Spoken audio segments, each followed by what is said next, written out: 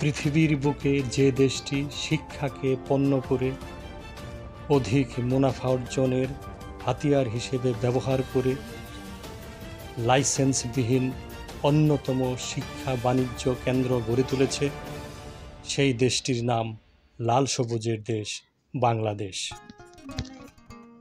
দেশের ৬৪ জেলার সর্বত্র শিক্ষার পসরা সাজিয়ে ব্যাঙের ছাতার মতন গড়ে উঠেছে অবৈধ এই স্থাপনাগুলো।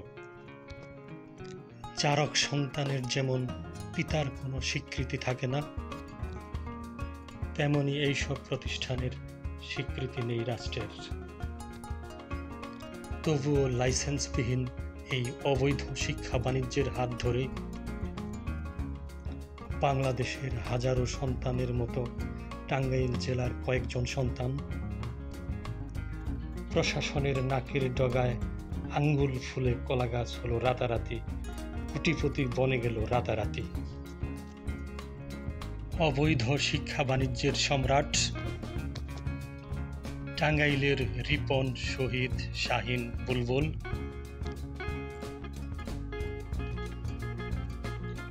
টাকার পাহাড় করে নিজেদেরকে ধনকুবের বানিয়ে নিজেদেরকে টাঙ্গাইলের শীর্ষ ধনীর কাতারে ঠাঁই করে নিয়েছে। সরকার অনিয়ন্ত্রিত লাগামহীন ঘোড়ার মতো চলছে এসব অবৈধ শিক্ষা বাণিজ্য কেন্দ্র।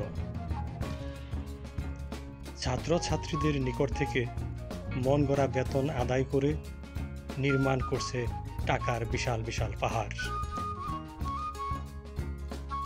অধিক মুনাফা আদায়ের মধ্য দিয়ে শিক্ষা বাণিজ্য পরিচালনা ছাড়াও সারা দেশে এসব কোচিং প্রতিষ্ঠানগুলো নানা রকম অপরাধের সাথে জড়িয়ে পড়ছে। প্রতিষ্ঠানের ছাত্রছাত্রীরা তোতা পাখির মতো পাঠগুলো মুখস্থ করতে না পারলে, বইয়ের পড়া মুখস্থ করে তোতা পাখির মতো বলতে না পারলে মধ্যযুগীয় কায়দায় শিক্ষার্থীদের বেত্রাঘাত করা হচ্ছে ফিল্মি স্টাইলে। বেত্রাঘাত করছে বিভিন্ন এসব বাণিজ্যিক প্রতিষ্ঠানের শিক্ষকবৃন্দ। এসব অবৈধ শিক্ষা বাণিজ্যিক কেন্দ্রের মালিকরা আন্তর্জাতিক শ্রম আইন লঙ্ঘন করে আন্তরিকতার দোহাই দিয়ে প্রতিষ্ঠানের অধিকাংশ চাকুরিজীবীদের 12 ঘন্টা পর্যন্ত কাজ করাচ্ছে। এসব প্রতিষ্ঠানের মালিকরা প্রতিষ্ঠানে নিয়োগ দিচ্ছে মনগড়া, এবং তারা মনগড়া সব কিছুই করছে। চাকুরিজীবীদের মনগড়া ছাঁটাইও করা হচ্ছে। বাংলাদেশের স্বনামধন্য প্রতিষ্ঠান সৃষ্টি শিক্ষা পরিবারে যেমন শিক্ষার্থীর লাশ পাওয়া গিয়েছে, ঠিক তেমনি সারা দেশের এইসব শিক্ষা বাণিজ্যিক প্রতিষ্ঠানগুলোতে নানা রকম অপরাধমূলক ঘটনা লক্ষ্য করা যাচ্ছে।